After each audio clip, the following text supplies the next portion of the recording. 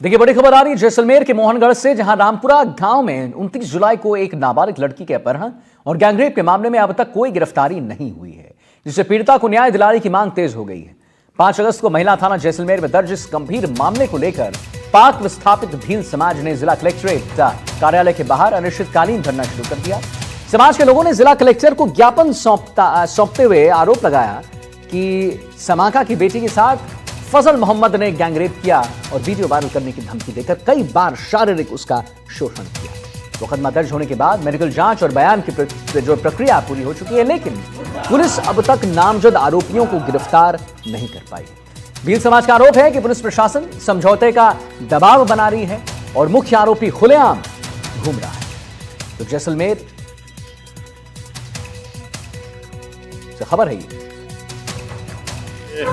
बच्ची के साथ दुर्घटना हुई है। बच्ची को मुसलमान लोग जबरदस्ती उठा के ले गए हैं और उसकी कोई कार्रवाई नहीं हो रही। आईजी के पास चले गए, एसपी साहब के पास चले गए, महिला थाने में रिपोर्ट दिले, लेकिन अभी तक प्रशासन कुछ काम नहीं कर रहे। दिलासा दिला रही है कि हम लगे हुए हैं, हम काम कर रहे हैं, लेकिन आज तक कोई काम नहीं हुआ। ये आज से 1 महीना पहले लगभग मोहनगढ़ के अंदर इस प्रकार की बहुत दर्दनाक घटना घटित हुई थी, जिसमें एक नाबालिग बालिका को किडनैप करके उसके साथ में पिछले 3-4 साल से लगातार यौन शोषण हो रहा था और इसके पश्चात इन्होंने किडनैप करके लेके गए। इसके बाद में 3-4 लोग उसमें साथ में थे, पीछे काफ़ी लोग षड्यंत्र में थे। तो इसको लेकर के अपने 5 तारीख को FIR दर्ज हुई, 5 अगस्त को। आज 25 अगस्त हो गई है, 20 दिन हो गए। इसके पश्चात भी किसी भी मुलजिम की गिरफ्तारी ना होना, ये बहुत ही दर्दनाक घटना है। इसको लेकर के हमने पुलिस प्रशासन से और ग्रामीणों ने भी कई बार संपर्क किया है, लेकिन 20 दिन के पश्चात भी किसी प्रकार की कोई कार्रवाई न होना, ये पूर्ण रूप से असंतोष जताता है। और इसको लेकर के ग्रामीण आज 250 से 300 की संख्या में आकर के जिला कलेक्ट्रेट के सम्मुख इन्होंने धरना प्रदर्शन किया है। ये हमारा जो धरना है ये असमयकालिक है और यदि हमारी कार्रवाई नहीं होती तो हम और सड़कें पर जुलूस निकालेंगे, आंदोलन करेंगे और उसके बाद भी नहीं मानते तो जितनी हो सके हम इससे ज्यादा उग्र आंदोलन करेंगे।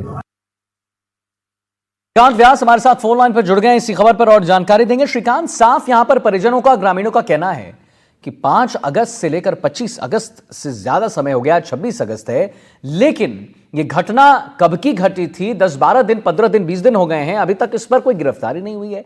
आखिर गिरफ्तारी क्यों नहीं हुई है श्रीकांत? एक बड़ा सवाल है। जैसलमेर के मोहनगढ़ क्षेत्र के रामपुरा में 29 जुलाई को एक नाबालिग के साथ अपहरण और गैंगरेप का मामला सामने आया, जिस पर 5 अगस्त को महिला थाना में जो है वो FIR दर्ज हुआ। अब तक इसमें कोई गिरफ्तारी नहीं हुई है। यही कारण है कि जो ये परिवार है, परिजन है, वो तमाम लोग जिला कलेक्टर कार्यालय के बाहर धरने पर है। जिला कलेक्टर के नाम उन्होंने जो ज्ञापन दिया है उसमें उन्होंने स्पष्ट किया है कि पाक विस्थापित भील समाज द्वारा जो समाज की जो बेटी है उसका अपहरण हुआ, फजल मोहम्मद द्वारा गैंगरेप किया गया। एक व्यक्ति पर नामजद मुकदमा जो है इस व्यक्ति पर दर्ज है और ये एक बार नहीं कई बार जो है वो वायरल वीडियो के नाम पर धमकी देकर बलात्कार किया गया और इस पूरे मामले को लेकर FIR दर्ज हुई। 164 में बयान जो है वो भी दर्ज हुए पीड़िता के, लेकिन गिरफ्तारी नहीं हुई है। इसको लेकर उनका कहना है कि मोहनगढ़ में जो एरिया में वो व्यक्ति खुलेआम घूम रहा है, एक अनुसूचित जाति की लड़की के साथ अगर ऐसा अत्याचार हुआ है और बावजूद पुलिस पर जो है वो कार्रवाई न करने के आरोप भी लगाए गए हैं।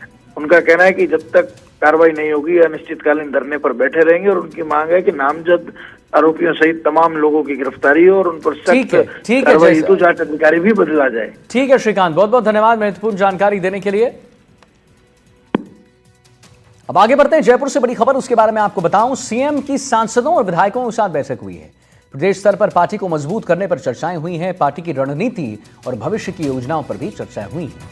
बजट घोषणाओं और विकास कार्यों की समीक्षा बैठक में सरकारी नीतियों और कार्यक्रमों की समीक्षा भी यहां पर देखने को मिली है।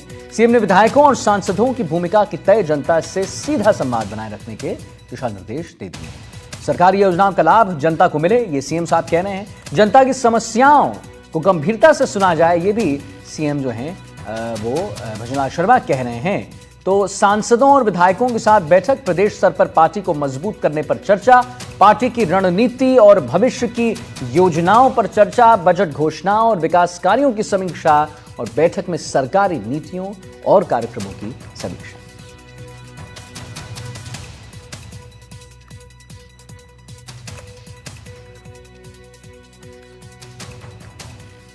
क्या बच्चे महफूज हैं? यही सवाल हम भी पूछते हैं। राजस्थान में जर्जर स्कूलों के गिरने का जो सिलसिला है वो जारी है। आज फिर स्कूल में हादसा हो गया। बेशक इस हादसे में किसी की जान तो नहीं गई, लेकिन सवाल जरूर खड़े हो रहे हैं।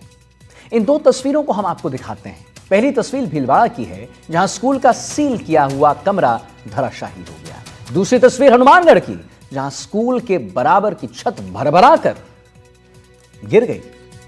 और सवाल यह है कि राजस्थान में फिर स्कूल एक हादसा होता है।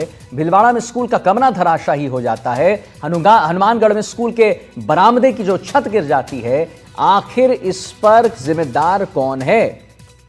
कौन इसकी जिम्मेदारी लेगा? जरा सोचिए, 70 से ज्यादा बच्चों की जिंदगी पर संकट आ पड़ा था। ठीक है, गनीमत रही कि कोई बड़ा हादसा नहीं हुआ, लेकिन उस वक्त जब प्रार्थना चल रही थी तब वहां पर 78 बच्चे मौजूद थे। भीलवाड़ा में रायला राजकीय प्राथमिक विद्यालय जनता कॉलोनी में स्कूल का कमरा पूरी तरह से धराशायी हो गया।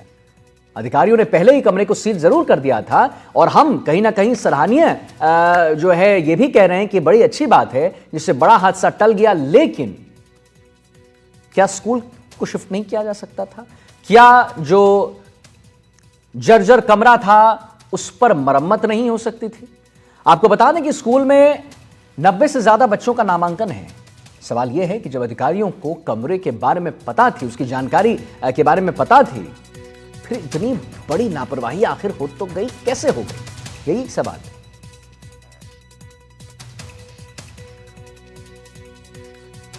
तो किन जिलों में कितने जर्जर स्कूल हैं उसके हम आपको ग्राफिक्स दिखाई रहे हैं।